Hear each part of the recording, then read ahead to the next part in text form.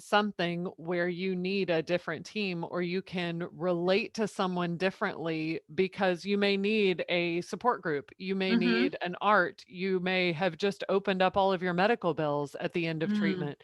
So your team and the people that may be able to address some of those issues, I think can change and can look different in survivorship than it may and can be added to than the true. team that may have been the team that supported you True. through treatment. Because Yeah, Mm-hmm. we don't treat you to be a cancer patient. We don't treat you to stay right. in our little worlds, even though sometimes we get worried about you and we want to keep you close and we want to see you and make sure, and see you succeed and do well. We've got to come back to the next patient starting treatment. And we Mm-hmm. also want you to return into the community. And I think that's what's Yeah. great about organizations like Cancer Services is that it's how do we reintegrate you back Mm-hmm. into the community and give you some of these tools where you can start moving forward. Um, so And I appreciate that's that work. yes, and that was I love that. We don't treat you to be cancer patients forever, right? Like our intention is to cure you and that this Right. is hopefully and I tell patients, hopefully this is just gonna be a blip on the screen, right? That this is Mm-hmm. a little bit of a road bump and you're gonna keep on rolling. But what Patricia Flowers said, hi Patricia, hey girl, haven't seen you in a long time. But what she commented on is really important. It's not just the people who are inside the hospital or inside the cancer center or inside the clinic. It's your support system at home too, right? The people around you. And, I know that she actually helps to lead a really fabulous support group for breast cancer patients. But, that's one avenue. It can be support groups, but some people don't like that. They don't want to kind of be in a support group or share. But I believe mental health is such a vital and important component of care. We oftentimes think of health in the wrong way in this country. We think of health as just the absence of disease. And there needs to be a wholeness about the way that we think about our health and well-being, right, in a different way. And so, yes, when you're going through a cancer journey, maybe part of your team is a nutritionist, right? Maybe part of your team is a physical therapist. Maybe part of your team is a social worker. Maybe part of your team is a counselor and a grief counselor. So if y'all don't know Trellis, you need to get to know Trellis because they actually do grief counseling, but they also have counseling for individuals who are going through a cancer journey. And you know why? Because there can be grief associated with that, right? There can be grief for loss of body parts. There can be grief for loss of that relationship you had with your body where you trusted your body to do stuff.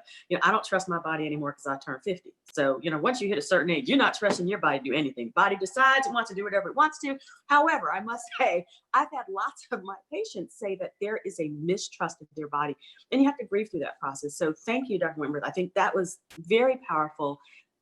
That team may change. And to that point, I mean, you're kind of working that. I mean, so two things. Cancer Services has the transitions program, right, that they had put on through the UNC, which really does literally transition people from treatment to okay, what next? Kind of, and it does include some, talks about or conversations about financial needs and financial toxicities in that journey.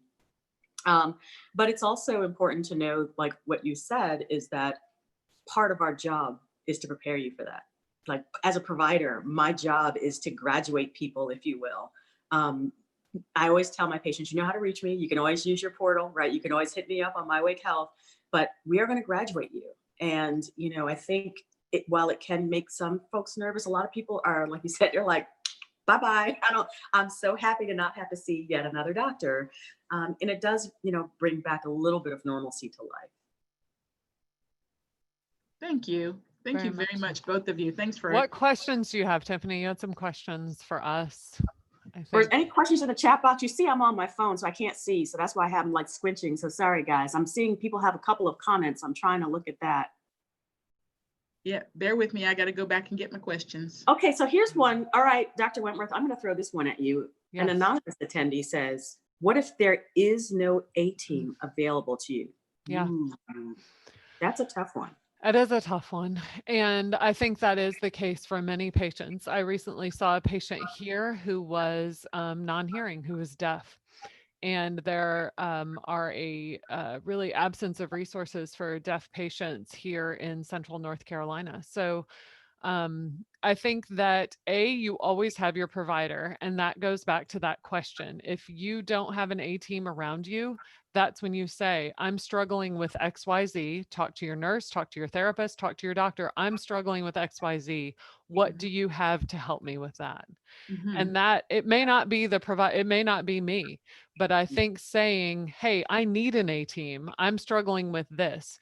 The worst feeling in the world, I think, is when a patient leaves and I have drilled down on them. Something's going on. What is it? You know, something's, and they don't say anything. Or the patient or a friend who will say, I wanted to ask my doctor this question, but I forgot. Or I Mhm. didn't want to bother them with it. It doesn't seem like a big deal. Mm. And that can be everything from talks about sexual health to talks about relationship to this fear of recurrence. If I speak it, it becomes real and then I own it. And talking with your provider, again, we've heard just about everything. And so the only thing that prevents us from helping you is not knowing what's going on in your own brain. So if you don't have an A team, there are plenty of people. We are very fortunate at cancer centers to have people that can swarm in and surround you. Be careful what you wish for, because you might end up with a lot of bossy ladies telling you what to do. But Wow. we will swarm you. And I think that's one of the benefits that we've seen in the COVID time as well, is there's so much more available online. I Mhm. just shared the GYN support group with a friend in Texas who had a patient who's in the middle of West Texas, has no support, and is really struggling with some issues involving treatment of her GYN cancer. And I was like, well, this cancer services now has their GYN support group online. I mean, jump on and just tell them that Dr. Wentworth sent you from Texas. So I think that allows, like, conversations like this that we'd normally be having in person. I Yeah. think it does allow patients to join things if that technology is available with you. So I would say, I don't know, what do you think? Talk to your provider Yeah. first, reach out to us for resources. And then there may be something online where you can connect to, especially those rare cancers where you may be the only one in Winston-Salem that has this cancer. Mhm. I know we run an appendiceal cancer group that's meeting virtually from all over the world, and we've connected those patients. It's a very rare cancer. So I think it does allow you to connect with people who have also heard the words, we only see one of these per year. So I think that's a really good thing as well. One thing though that I must say, having that 18 starts again right after your cancer diagnosis. And if you don't feel comfortable, because that may be part of the issue, maybe you don't feel like you have that good relationship with your provider to have those kind of conversations. And that's something, again, I want to say to every person who's going through this journey, or every person whose family member might be going through this journey, really important that if you don't feel like your doctor is part of your A team, get a new one.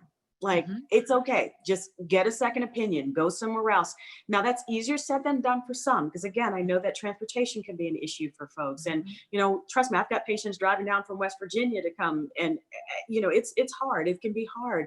But do know that, your A team starts with your provider, so that you can ask those questions, so that you can have those conversations. And it's true. I mean, there are lots of folks who may be single or widowed or shut in or whatever. They may be at a nursing facility because the surgery they had was debilitating. There can be all sorts of issues, particularly with COVID now, because it's even more isolating, that really can make people feel like they're solo. But like Dr. Wentworth said, talk to your provider and your care team, that where you are going for cancer therapy should be the one to provide it. Even after the case, again, I tell my patients, shoot me a note.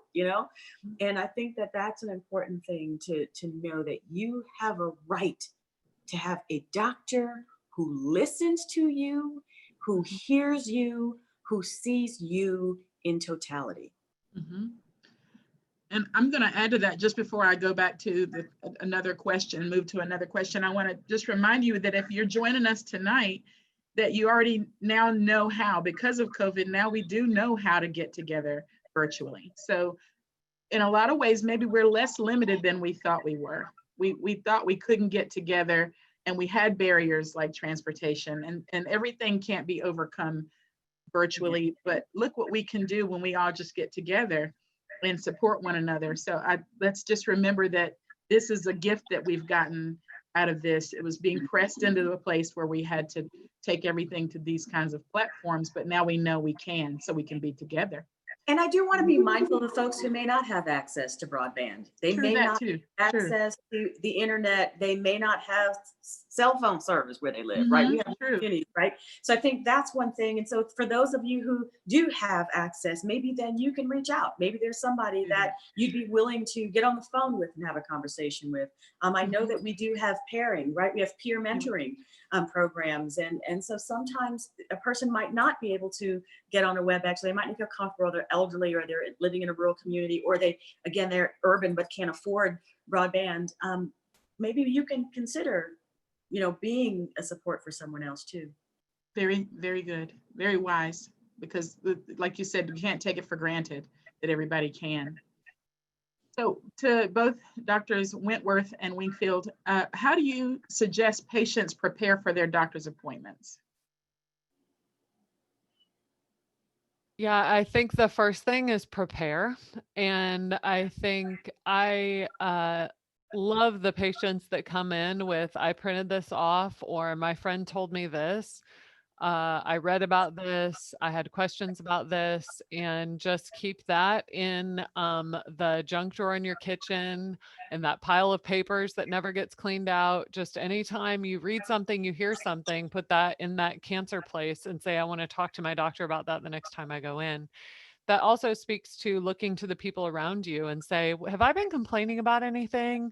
Have I mentioned anything to you? What do you hear me talking about? Because those people that are around us, that are the closest to us, are sometimes the ones that pick up on little things that we may not be thinking about. You have been complaining about, every time we go for a walk, you always complain about that right hip hurting.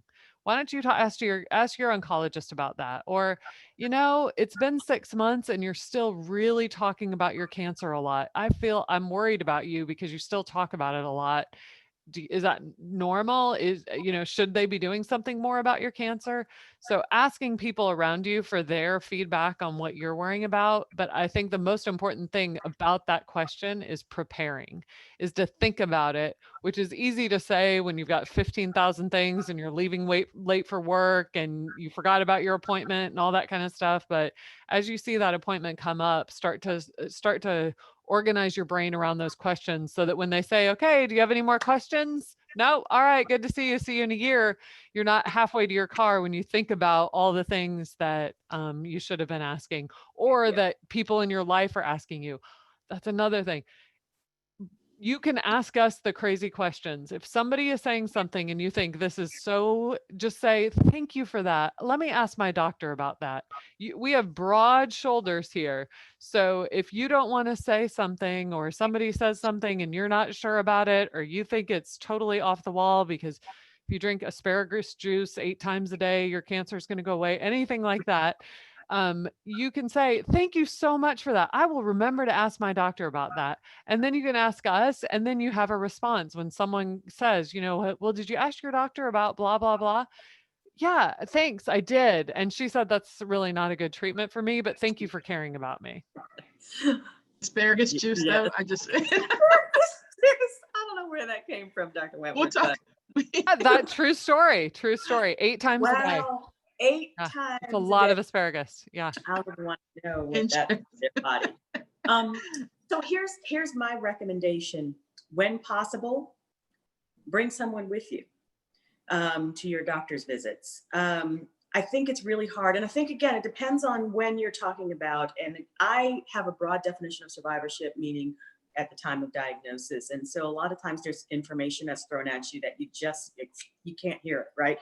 There's just so much that comes at you and you're still grappling with this cancer diagnosis. Same thing sometimes for patients, after they finish treatment. So you go through a 5-week course of radiation therapy or whatever it is, and you come back for your 3 to 4 week visit afterward, and you're still recovering. You're still in recovery. You're still feeling tired. You still has toxicity and side effects, and you might not remember everything. And the doctor says, "Well, how are you doing?" You're like, "I don't know. I'm okay, I guess." And then the person sitting next to you is like, "No, you're not." So sometimes if you can, and I know everyone can't and doesn't have that privilege or luxury, but if you have someone that you can bring with you, someone who knows you, whether it be a friend or a spouse or a significant other, whatever it is, a child, a parent, bring them with you to those appointments if you can, just because it really does help to have two sets of eyes, two sets of ears, and two mouths in the room that can really help articulate things.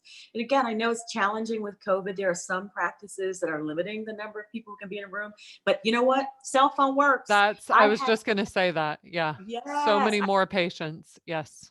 it's been great, right? So It people are has like, been. okay, can I get my wife on the phone? Please do. Please get your Yes. wife on. Please get your wife on the phone, right? Yeah. Yes. And so it really helps, you know, even if they can't come with you in person, you know, again, if you have a child that lives in a different Yes. state or a Yes. sister or whatever, get them on the phone. And we are completely fine with that. We want you to have that support. Mhm. I want Yes. to, I want to echo that and remember, just remind folks that they can bring in all those questions, but being prepared means having that lined up, and bring a notebook as well for the questions that come up there and the answers that you receive, because you think you're going to remember everything you hear from your physician or from your care team. And even as a professional patient advocate, I've been a patient advocate for over 20 years. I always take somebody with me, paper and pencil or pen, because I'm too old to use my phone. So, but always do that. Also, we want to remind you that Cancer Services does have two cancer transitions programs coming up in September. We'll have a morning class and an evening class. So we want to make sure that you are aware of those options coming up through us as well, that the Cancer Transitions is coming up. Let me emphasize that too, Tiffany, for patients that are available to take the cancer transitions, or if we have some people that are logging in from other cancer centers, prioritize. Just because you are not getting surgery, chemotherapy, or radiation for your cancer does not mean that survivorship is not important. I wish that I could write a prescription, because as soon as I feel like many times when patients are done with treatment, it's like, okay, here you go, back on. Here's your list of things to do. And it can be that that patients feel the worst at the very end of treatment, because they've been going through months, years, weeks of treatment, and they need a minute to, but that maybe your hair is growing back, you're starting to not feel as bad, you're getting up off the couch a little bit more, you're swallowing more, you're feeling a little bit better. But really prioritizing, I think at the end of treatment is the time to make those changes and say, hey, I'm going to do this differently, and I am important, and my health is important, and I'm going to need a minute. And if you need us as providers to provide that for you and say, you can be like, listen, my doctor says I have to. I mean, take that cancer card and like live it, like use that cancer card and say, my doctor said it's important for me to prioritize my health, to go to this program, to log on here. And I just can't emphasize enough that just think of cancer transitions or survivorship care or something that fills you back up after being so emptied by treatment, to prioritize that and make that protected time in your world before the world starts crashing down and starting to fill your calendar back up again. Yes, yes, yes, yes, yes. And that's really important. And a couple of things, again, and I always think about the silent sufferers. I have patients of mine who go through breast cancer therapy and they work full time, right? And they come home and they're expected to clean or cook. And it's like, I'm like, girl, let me tell you something. You better go ahead. Here's your doctor's note. You say your doctor said, you know, you need rest. But some of it's, the onus is on us, right? Some of my patients are so used to doing so much for everybody else that they don't know how to stop sometimes.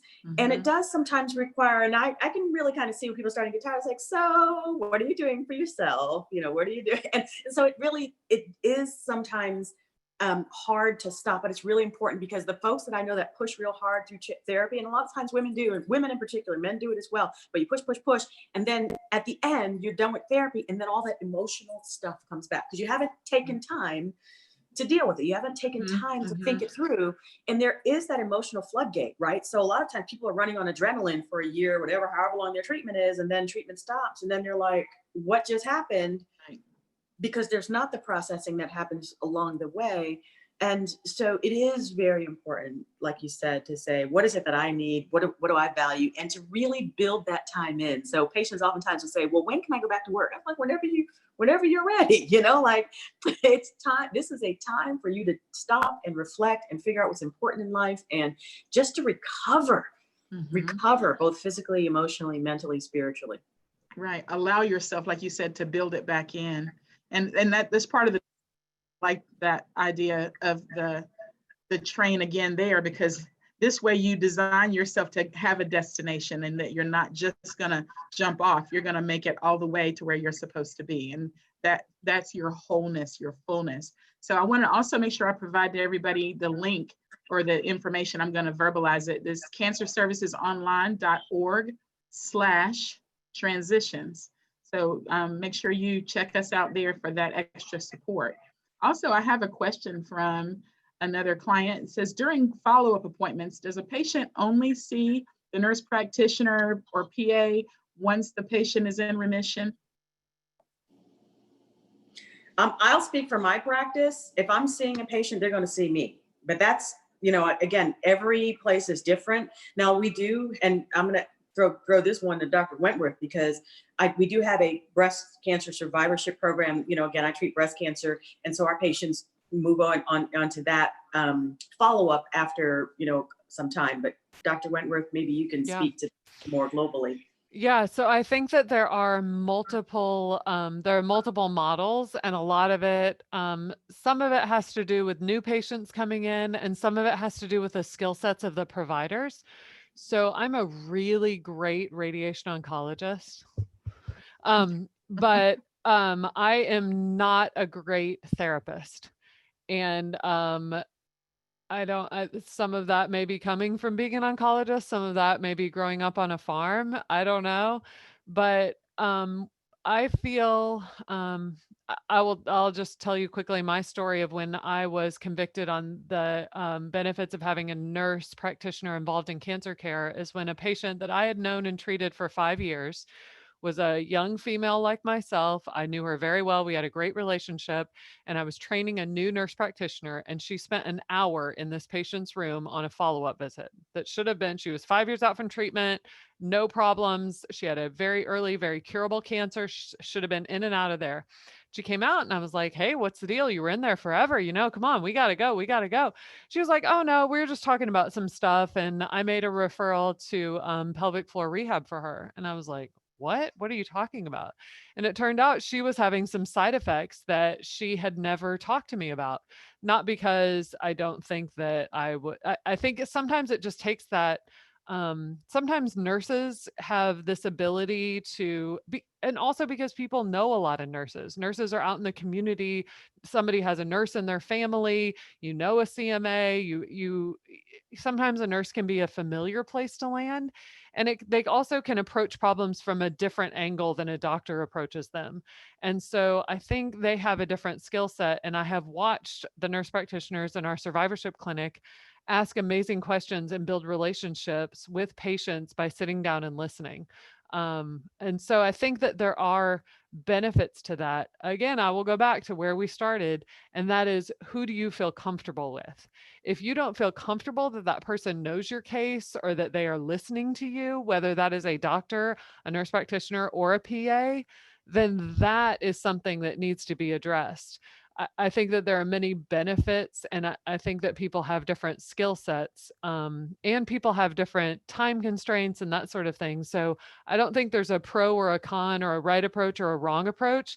It's finding that person that you connect with. And I will say, oftentimes, just the crazy way that medicine is set up, which is a whole nother webinar that we could do, but oftentimes those nurse practitioners and PAs will have longer with you than a doctor. So sometimes seeing a nurse practitioner or a PA, you actually have more time with them in a room to actually, if you want to have a long conversation, their schedules just allow them sometimes to have and it's not the way it should be, but it's the way it is.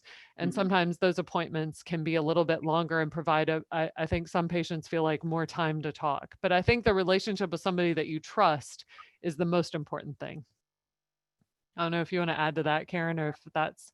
No, I agree. But I think it varies from place to place. Again, you just have to figure it out. I remember when I was at Harvard, when I was there for 10 years, I mean, we would alternate visits. We'd have a physician visit, and then the next visit would be with the PA or NP. And again, there are different skill sets. And I must say, like my nurse, when I was in Boston, she was my skin guru. So patients would be like, I'm having skin issues. I'd be like, Gail, can you please help? Because you know, she was just better at that than I was. And I think, again, having a team approach is really important. And know that even if you are seeing, if you're seeing a nurse practitioner or a PA, they're always talking with a doctor, right? They always have that communication. So don't ever fear that because you're seeing a nurse practitioner PA that somehow that's not good.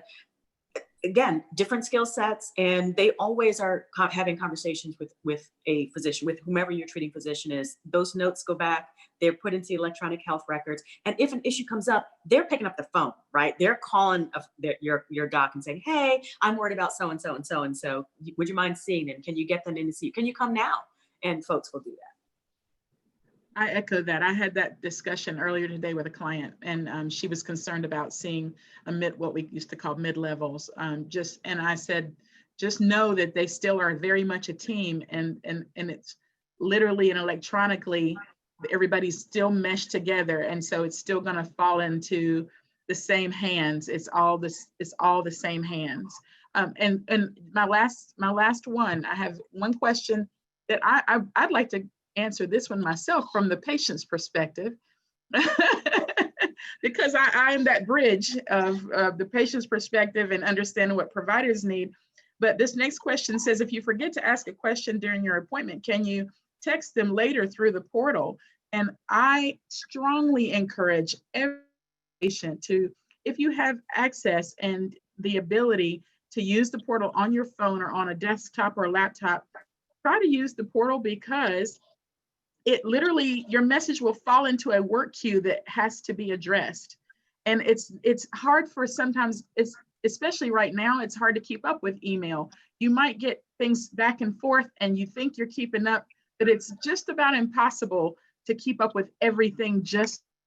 But if something is in a work queue in Epic, in Wake One, in the electronic medical record, then it's there for everybody to pull down and address, and it brings attention to it. I strongly encourage you to influence your medical record, influence your provider, influence your care by using the portal. Absolutely. If you forget something, or you have a question, or if you're having a reaction to a medication or a skin reaction from radiation, anything that's happening that you need to address or ask about, or you just feel uncomfortable, and maybe you didn't even feel comfortable verbalizing it personally face to face, go back to that portal and quietly send a little message and say what's on your mind and what's concerning you. Because if we like they said, we all want to know what's on your heart. We want to relieve your overwhelm, because you're going to feel and get better much faster if you are part of the equation and you feel like everybody's in there with you. I'm sure everybody's in there with you. We're all with you. I would echo that, Tiffany, and also say to, if you are not technologically savvy, then designate a person in your family. You can always give rights to your medical record to somebody else. And if that is a child, a grandchild, somebody knows how to do some sort of technology somewhere, and designate that person, because this electronic medical record is not going away. I will say that those inbox messages can sometimes take a day or so to respond. So if it's urgent, you need to call someone, you need to call 911. We are away from our desk and seeing patients and, speaking at events like this. So those are not manned 24/7. So it may take a day or two to get a response from those.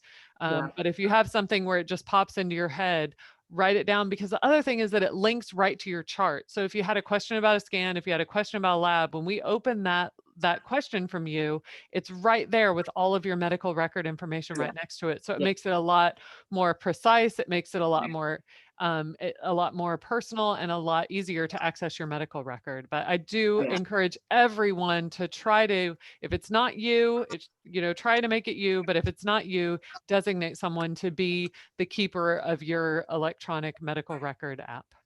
Yes, and know that at Baptist, we have keepers of our medical records too, because frankly, as Dr. Wentworth said, like, I'm only in clinic 2 days a week, and I tell my patients, please feel free to send me a message, but know that I'm only in clinic on Mondays and Thursdays, right? So if you send a message, don't get alarmed. But to that point, do not send emergency, do not say I'm having chest pain. That is not the thing to do.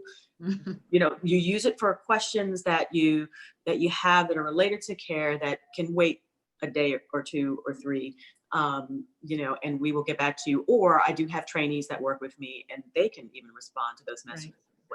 Right. So yeah, to clarify, non-urgent, non-urgent questions. And it Yes. does take about 48 hours to get that turned around. But again, the good thing is 3 o'clock in the morning, you wake up or you're still up because it's on your mind, put it in there, get it off your mind so you can sleep, put it over in their hands. This is when Dr. Wentworth said, we have broad shoulders. I felt that. I felt that. Listen. Our time is up. I wish we had another, I don't know, couple of hours, but I want to thank my friends and my team. I want to thank Cancer Services team, but I also want to thank my Wake Forest and Novant teams, everybody working so collaboratively to cover the community. And I appreciate the time we've spent together. And Dr. Wentworth, I miss being around the corner from you. For those who don't know, if you know where my office is at Wake Forest Baptist on the second floor of the Cancer Center, survivorship is, you have to pass survivorship to get around the corner to the left to where my office was and will be again. And Dr.